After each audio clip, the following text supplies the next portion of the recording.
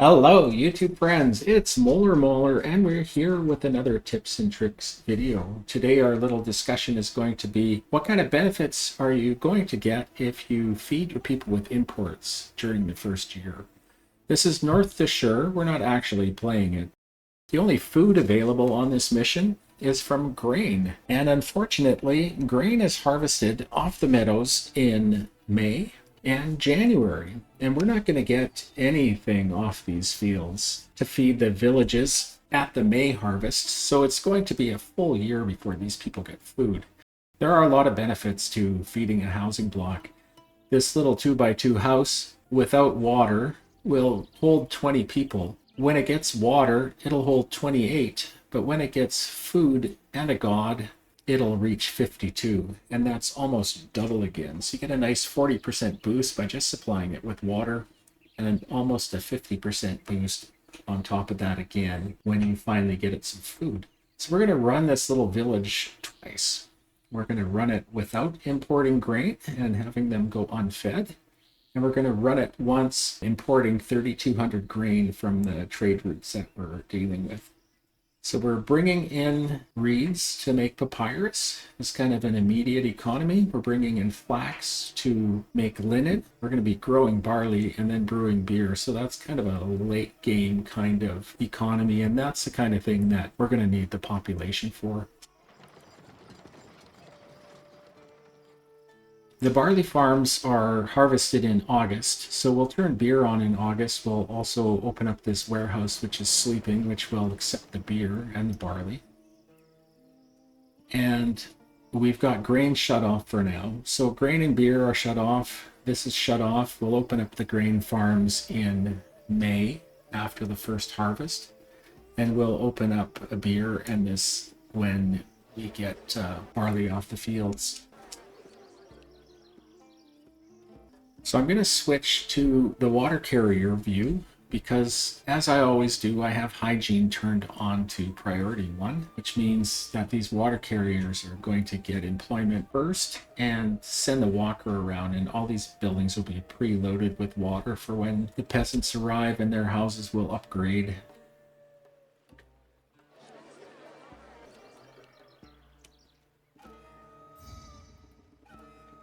And that's a nice tip and trick, but I talk about it almost every video, so it's probably old news to everybody by now. So we're going to go off of hygiene focus and onto food and farming focus, and then we're just going to ramp up the speed here until we hit May, and then I'll turn the grain farms on. And then we'll run this once more where we're importing food.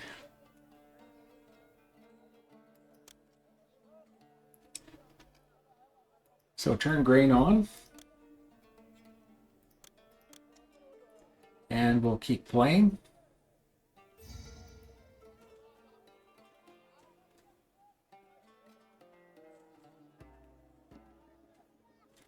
And then August, we'll turn beer on and turn that warehouse on.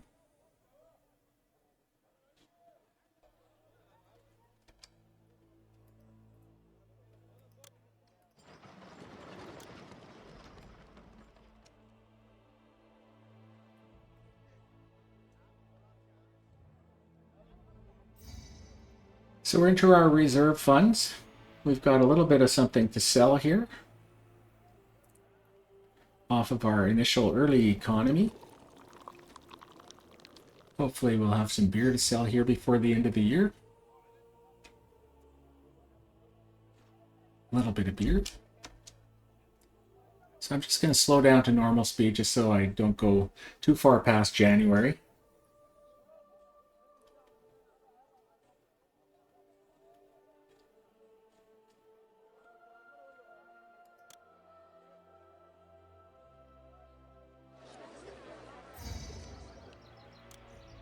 So our January report is we have 560 people. We need 117 additional workers. Got about 5,300 divas in the bank.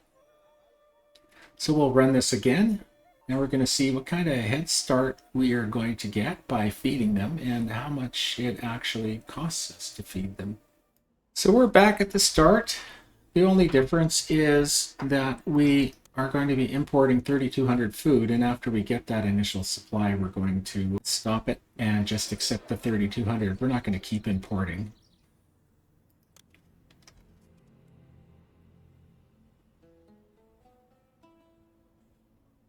Because we're going to have our own for January. So it's just going to be the first feeding that we're going to do with the purchased grain. So we've got one water carrier out. Got the second water carrier out. And what we did last time was we switched off of hygiene focus and put the focus on food and farming. And now we'll just go to May and turn grain on. The first ship is passing us by because we just don't quite have the dock supplied enough, or else they left before the dock was supplied. So here we are in May. We'll turn grain on and we'll go to August. So here comes the ships. We'll get our first 2 loads of 1,600 each.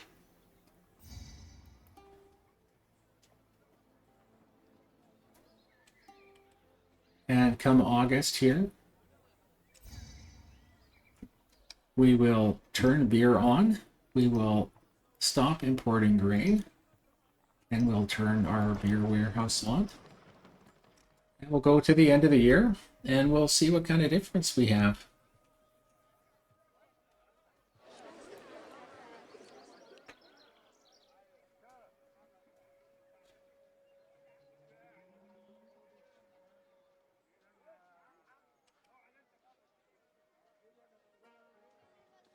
See, we have a lot more beer to sell this coming up month.